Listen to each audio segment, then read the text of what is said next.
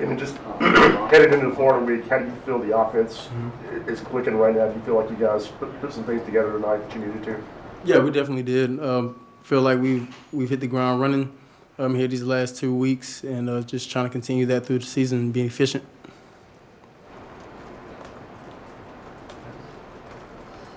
Eric and then Vince. And it looks like you get stronger kind of as the game goes on, play to play, drive to drive. Do you feel that in your game, or do you feel like it's pretty consistent all the way through? Yeah, just settling in. Love to get started early. Sometimes that doesn't happen, but, just continuing to play, continuing to chip away and be in control of the offense and taking care of the ball. So Vince and Reese and then Jimmy. Hendon on the low snap that you had the little pop pass to Fan. Was that the play call that you were just still able to execute even despite that low snap? Yes, sir. Just being calm. Sometimes, it might not be a good snap. It's the same thing for me. It might not be a good ball, but the receivers, they're still going to make a play. So in that moment, I just was thinking, take care of the ball, make a play. When Taven scored his first touchdown, I saw you and Joe Milton were one of the first two to greet him. What did you guys tell him about that moment? Yeah, first thing first, ball security. We don't need him sticking the ball out over the goal line if it doesn't call for it. But, extremely proud of him and how poised he was in the pocket, on his drive. And, just seeing him grow every day is an amazing thing to see. Me and Joe just try to guide him along and be, great teammates and great big brothers to him. Jimmy. A couple things on Cedric Tillman. What was your reaction when you saw him go down? I was just hoping that he was okay. Seeing him walk off on his own power is a great sign. He's a little banged up, but he's a fighter and a warrior. So even though if he's banged up, he's still gonna do what he does and try to push through it. And how important is he to this offense? I mean, every piece of the offense is extremely important, from Sid to Cooper Mays, to Jabari Small. Every piece is needed, and we need every player on this team to win ball games. Ben.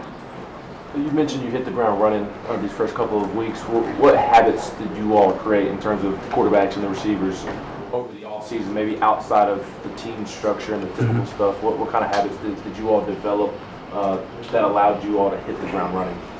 Just chemistry, knowing each other off the field and on the field.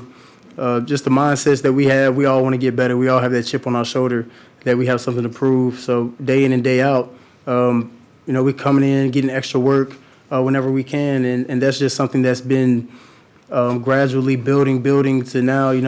It's every quarterback, it's every receiver that wants to get in there and get extra work so that they can be productive on the field when game day comes around. Is there anything specific you all did to develop that chemistry?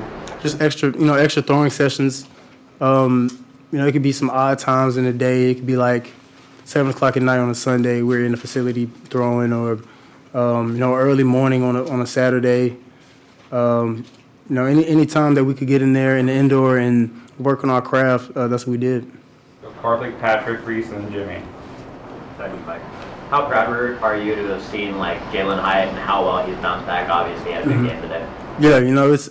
I told Hyatt earlier today. I think he might have 2 today. But he everybody's just kind of saying that. But no, me and Jalen really talked about that earlier today.